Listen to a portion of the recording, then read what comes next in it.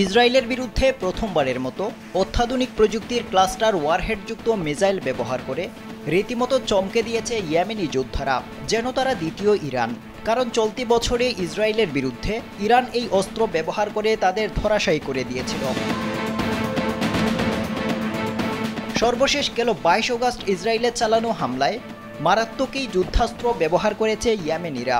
এতে ইসরায়েলের চোখ কপালে উঠেছে, কারণ তাদের 4 স্তরের প্রতিরক্ষা ব্যবস্থাও এই ভয়ঙ্কর ক্ষেপণাস্ত্র আটকাতে পারেনি।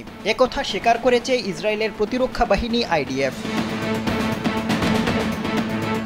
মূলত 4 ধরনের প্রতিরক্ষা ফাঁকি দিয়ে ইসরায়েলে আঘাত হেনেছে ইয়েমেনের ছোড়া ক্ষেপণাস্ত্রটি। স্যান্ডেলিনা সো, রূপচর্চায় আভিজাত্য, যেটি থামাতে ব্যর্থ হয়েছে মার্কিন প্রযুক্তির থার্ড আলোচিত আয়রন ডোম, এরো এবং ডেভিড সিং এর মতো শক্তিশালী আকাশ প্রতিরক্ষা ব্যবস্থা।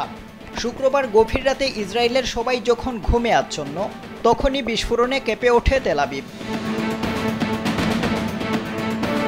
এরপর আলোচনায় আসে এই ক্ষেপণাস্ত্র।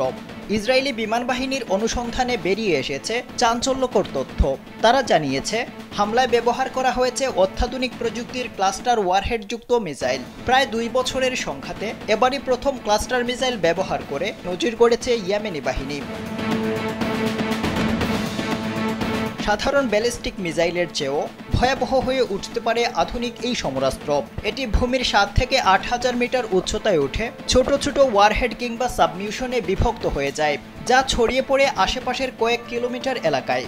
এরপর পুরো এলাকায় ঘটে তাণ্ডব। ইসরায়েলি গণমাধ্যম স্বীকার করেছে, ক্লাস্টার ওয়ারহেডযুক্ত বৈশিষ্ট্যের কারণেই হামলা ঠেকাতে ব্যর্থ হয়েছে ইসরায়েল। ছোট ছোট খণ্ডে বিভক্ত হওয়ার আগে ধ্বংস করা যায়নি ইয়েমেনের ছোড়া ক্ষেপণাস্ত্রটি। যুক্তরাষ্ট্র, রাশিয়া ও চীনের মতো কিছু পরাশক্তির কাছেই আছে ক্লাস্টার ওয়ারহেডের এই অস্ত্র। এছাড়া মধ্যপ্রাচ্যের শক্তিশালী দেশ ইরানের হাতেও ভয়ঙ্কর এই যুদ্ধাস্ত্র থাকার প্রমাণ পাওয়া গেছে।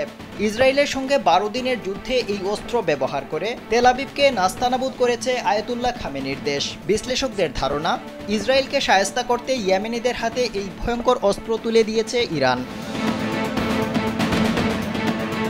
আফদাল হুসাইন, কালবেলা।